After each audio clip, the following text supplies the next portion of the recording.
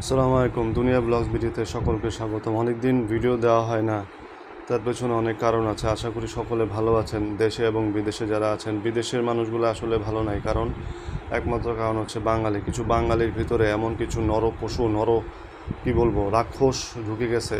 তারা লুটপাট করতেছে, চাঁদাবাজি করতেছে, মারামারি করতেছে, খুনাখুনি করতেছে। এদেরকে আসলে একদম গর্দান ফেলে দেওয়া উচিত। এরা ভালো না, সে যে ডিস্ট্রিক্টেরই হোক। বিদেশে যায় মানুষ কয়টা পয়সা কামাই করে নিজে স্বাবলম্বী হওয়ার জন্য, সেই বিদেশে যে বিদেশের মাটিতে পরিবেশ নষ্ট করা, বিদেশিদের খারাপ বানানো, ঘুষখোর বানানো, চাঁদাবাজি বানানো, সুদখোর বানানো, এগুলো মোটেও উচিত না। এগুলো বরদাস্ত করা উচিত না।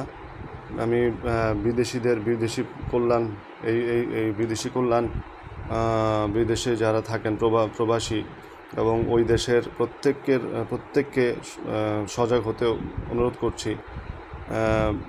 ওই দেশের বাংলাদেশের এমবিসিদের জানানো উচিত এবং ওই দেশের প্রশাসনকে আরও সজাগ হওয়া উচিত। মিডিল ইস্টের অবস্থা তো ভীষণ খারাপ, গোটা দেশের অবস্থা খুব খারাপ।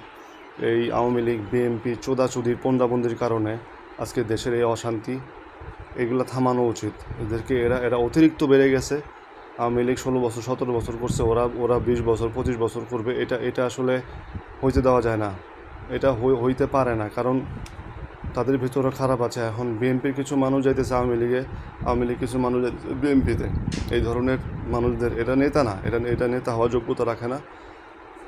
এদেরকে দল থেকে বহিষ্কার করা উচিত এবং এদেরকে উচিত শিক্ষা দেওয়া উচিত। যে অন্যায় করবে তাকে শাস্তি পেতে হবে, সে যে দলেরই হোক।